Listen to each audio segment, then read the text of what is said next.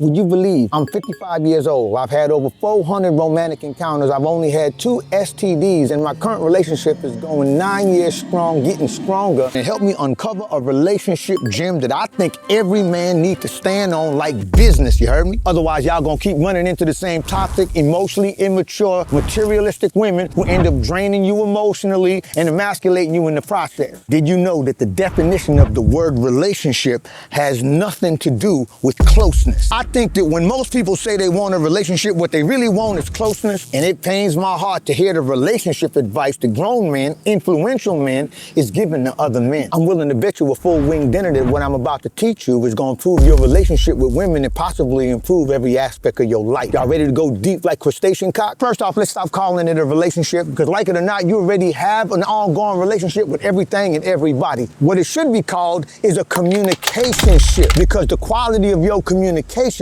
will dictate your closeness, which I think is what everybody wants. It's a lot of women out there that want to get married, but don't want to be married. And men believe that if they've made some kind of commitment, marriage or whatever the case is, that somehow the woman is indebted to them. But if you understand anything about the human condition, you also understand that that's just not how life works. I'll give you a prime example. Why is it that a lot of times you know better, but you don't do better? And the answer to that is easy. It's because you're human. The fight or flight mechanisms in your brain is always going to steer you towards what is familiar. Because even if it's bad for you, your brain's conditioning interprets familiarity as safety, you heard me? You grew up fighting, you're gonna fight in your relationship. Same way a woman who grew up neglected and invalidated by her parents is probably gonna end up doing a lot of f***ing. A lot of y'all is out there doing what you think a good man is supposed to do. And what's even worse, you're doing it for a woman you can't talk to, can't connect with. Sometimes it's a woman you resent. Here go a quick story for you. One time, me and my old lady just finished boning. We stopped because she said it was hurting. So while laying in the afterglow, we get to bickering about some dumb shit. And in the middle of the argument, I roll over, turn my back to her because I was kind of done. Dog, she went off, calling me all out my name, throwing pillows at me and shit. And then she said, I ain't signed up for no rainbow dick. Fam, when I tell you that shit triggered me, cuz, I was like, fuck you. Why you swallowing the Lucky Charms then? She jumped out the bed, come around to my side, hovering over me like she wanna fight, and shit just got awkward. So I just shook my head. I was like, this can't be it. Why did I say that? She flipped, looked like she was going through an exorcism, crying, breathing heavy, huffing and puffing. I ended up sleeping in the car that night, but I snuck back in early in the morning because I had to shit and I had a little headache because I ain't had my coffee yet. I'm tiptoeing through the house all quiet, trying not to wake up because I don't want no more drama. But she was already up, whispering on the phone, talking bad about me. 2-3 days go by, we ain't talking. Then finally we had to talk because per usual, the power went out in Broward County and she was scared as shit. So we sitting there in the dark, recapping everything that happened the night of the fight. She told me that night when I turned my back to her, I heard her feeling. But when I blurted out, this can't be it, she said she got triggered even worse. I said, why? She said because it reaffirmed her deepest fear that the man she loved would abandon her in the same way her daddy did. She said she didn't even realize all this stuff was still affecting her damn near 30 years later. She said, but that night after I went to sleep in the car, she got to thinking and all she could feel was rage. But it was the same kind of rage she felt as a kid when her daddy would promise to come pick her up from school and then pull a no-show, and then she wouldn't see him for months. She started shaking and crying again, but this time she's shaking and crying in the dark in my arms. She said that next morning when I came into the house, she was actually reaching out to a friend about a therapist because she realized that her deep-seated fear around abandonment had less to do with me and more to do with her childhood. Shit, more to do with her deadbeat daddy, to be exact. She even apologized to me for her reaction and apologized for the things she said. I was like, damn, I ain't gonna front though, man, sitting there listening to my old lady break down like that.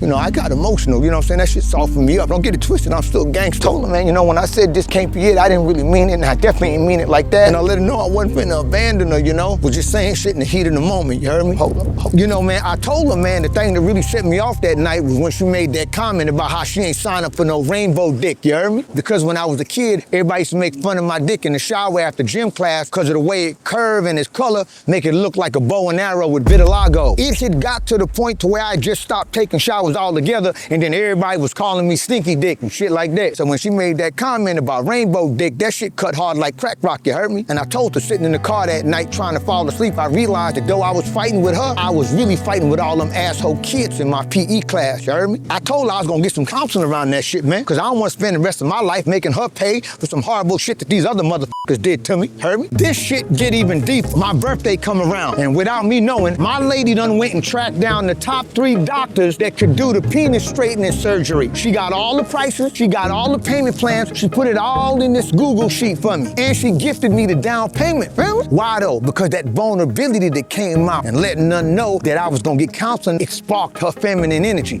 It tapped into her nurturing spirit, you heard me? You wanna know what really did it for me? Hearing my old lady talk about her deep insecurities around abandonment, that shit tapped into my masculine energy, you heard me?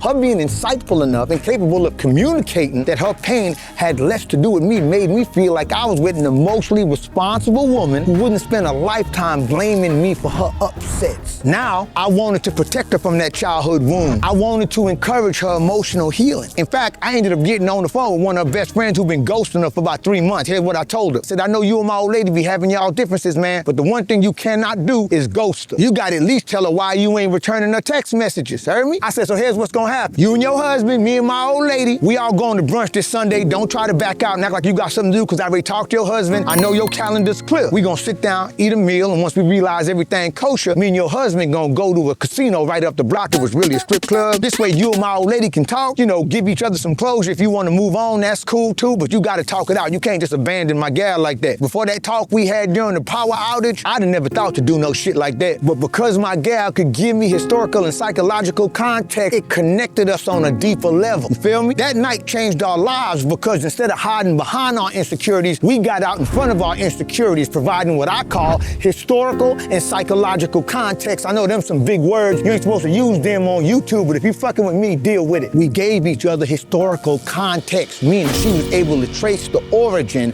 of her triggers all the way back to her childhood. Same with me. I was insecure about my dick, but then it had nothing to do with her. We gave each other psychological context. So now we could understand the emotional pain behind our behavior. We understand what each other going through on a deeper level. It's okay to have insecurities, and it's okay to have triggers, and it's okay to blow up from time to time, but what it's not okay to do is to perpetually blame each other. It's our responsibility to work on that shit so that we can have a more harmonious connection.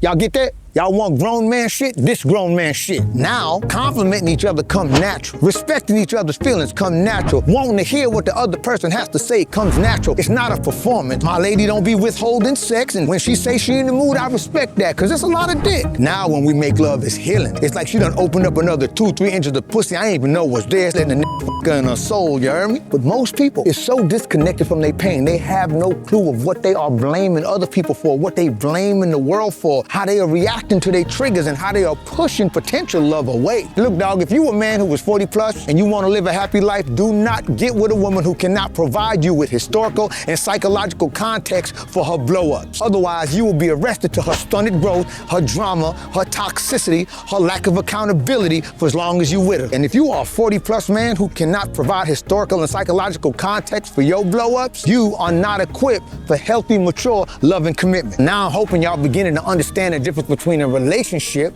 that anyone can have and a communicationship that nurtures closeness and intimacy. You want to know how much value you bring to a relationship? Take my value assessment test. It's 50 questions you should be able to answer before getting seriously involved with anybody. Link in the description. And if you're really trying to level up your life and get off that status quo hamster wheel, invest some time in this video right here, you heard me? Subscribe to my dad's channel. Sorry.